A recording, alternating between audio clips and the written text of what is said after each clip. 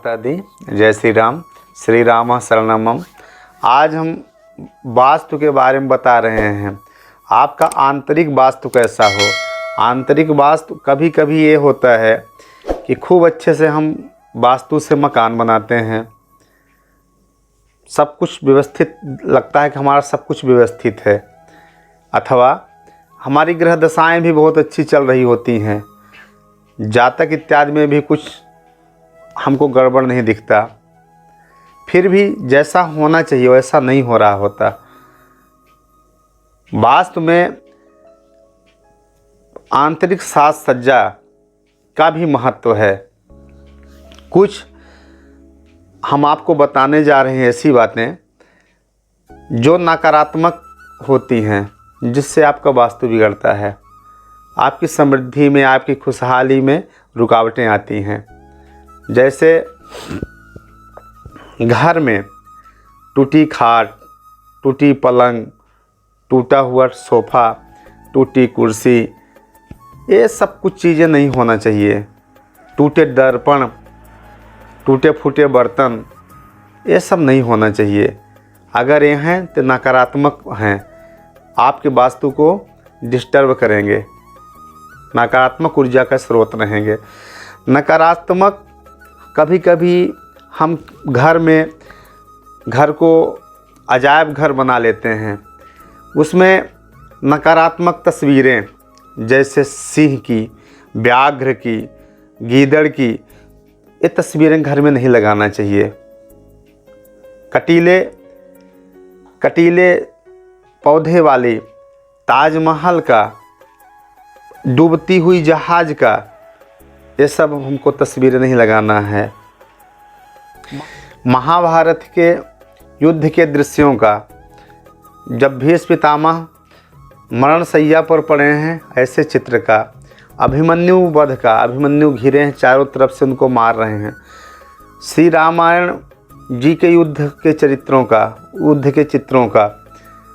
जब लक्ष्मण जी को शक्ति लगी है, राम भगवान विलाप कर रहे हैं उसका, ये सब चीज़ें आपको घर में ऐसी तस्वीरें फ़ोटो नहीं लगाना है। हनुमान जी जब अपना सीना फाड़े हैं, राम भगवान को दिखा रहे हैं, ऐसी तस्वीरें आपको घर में नहीं लगानी है। कौवा, गिद्ध, जंगली जानवर, ये सब फ़ोटो आपको नहीं लगाना है। सात्विक और सकारात्मक जो हैं उनको लगाना है। टूटी हुई मूर्तियाँ और फटी हुई तस्वीरें, उनको भी नहीं लगाना है। अगर मूर्ति खंडित है, टूटी है, उसको ससम्मान उसको कपड़े में लपेटिए, नदी में उसको पवित्र जल में विसर्जित करिए ससम्मान। फ़ोटो भी, तस्वीरें अगर फट गई हैं, उनको भी ससम्मान उनको प्रवाहित करिए। आप पुराने वस्त्र कटे फटे हों, चिथड़े हो गए हों, उसको नहीं रखना है।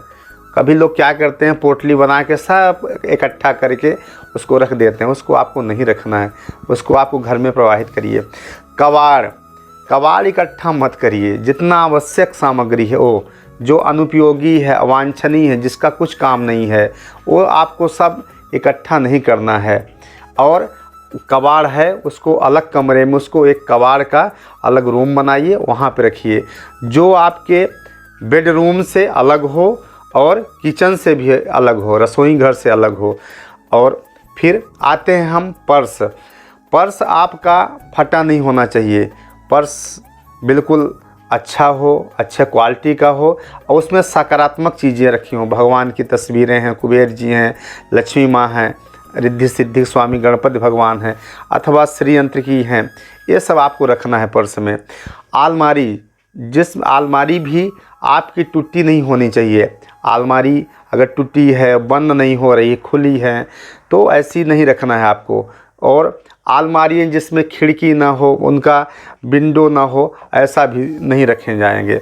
खुली आलमारी धन का अपव्यय कराती है और धन आने में रुकावटें भी पैदा होती हैं।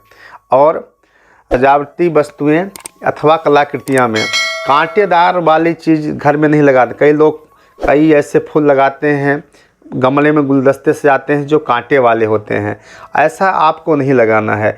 कांटेदार गमले या फूल या कलाकृतियाँ आपको घर में नहीं लगानी हैं। फालतू अनावश्यक सामग्री से आप दूर रहें। प्लास्टिक ऊर्जा का कुचालक है, ऊर्जा के सुचालक है और कुचालक। तो धातुएं सुचालक होती हैं और प्लास्टिक कुचालक है। तो प्लास्टिक का जितना कम हो, अब तो फैशन का दौर है, फैशन की दुनिया है, फैशन के दौर में गारंटी की इच्छा ना करें, पर इस सिद्धांत पे सब चल रहे हैं। पर जितना हो सके प्लास्टिक वस्तुओं से आप बचिए। धातुजन्य वस्तुएं हों, धातुजन्य पात्र हों, खासकर पूजा सामग्री में प्लास्टिक का कोई भी बर्तन ना हो, धातु हों, अभी पवित्र धातु हों, पीतल, तांबा, कांसा, चांदी, स्वर्ण, ये सब पवित्र वस्तुएं रखिए, जितनी जैसी आपकी इच्छा है। नहीं तो कम से कम स्टील का प्रयोग करिए, पर प्लास्टिक जितना हो सके प्लास्टिक से आपको बचा जाएगा, आपको बचना पड़ेगा। फिर हानिकारक विषैली वस्तुएं जैसे कीटनाशक दवाइयाँ हैं, जहाँ तहाँ बिखरी हुई आपकी दवाइयाँ हैं घर के अंदर, एंटीबायोटिक दवाइयाँ हैं, और मच्छर मार हैं, कोई विषैले, जैसे होता है हवन करते हैं आप, जब उसके ऊर्जा तरंगे निकलती हैं, आपके वातावरण को शुद्ध करती हैं। इसी प्रकार कुछ ये अनावश्यक चीज़ें जो विषैली होती हैं, इनकी भी एक ऊर्जा होती है उसमें। इसको आपको रखना है। एक बॉक्स लकड़ी का बनाइए अथवा लोहे का पेटी बनाइए, उसके अंदर उसको रख करके उसको सुरक्षित रखिए और यहाँ वहाँ मत फैलाइए। बाटल जो इधर उधर पड़े हैं उसको एक व्यवस्थित रखिए। और साथ में पत्थर जो होते हैं, नग नगीना पत्थर, ये आपको बहुत ध्यानपूर्वक इसका चयन करना है। हम जहाँ तहाँ गंडे, तावीज़ जो भी हमको मिल गया, कब क्या होता है कि जब हम जिसका समय अच्छा है वो और अच्छा बनना चाहता है, जिसका बुरा चल रहा है वो हर पीर फकीर जहाँ तहाँ तलाशता रहता है हमको कैसे समस्या से समाधान मिले। इस चक्कर में वो जहाँ तहाँ की निगेटिव वस्तुएं, एक दूसरे की प्रतिरोधक वस्तुएं, एक दूसरे की जो सहयोगी ना हो, सकारात्मक वस्तुएं ना हो, उसको इकट्ठा करता रहता है और अपने घर के वास्तु को, अपने घर के इष्ट को वो। और पत्थर जो स्टोन हैं, जो आप नग हैं, ये भी पत्थर हैं।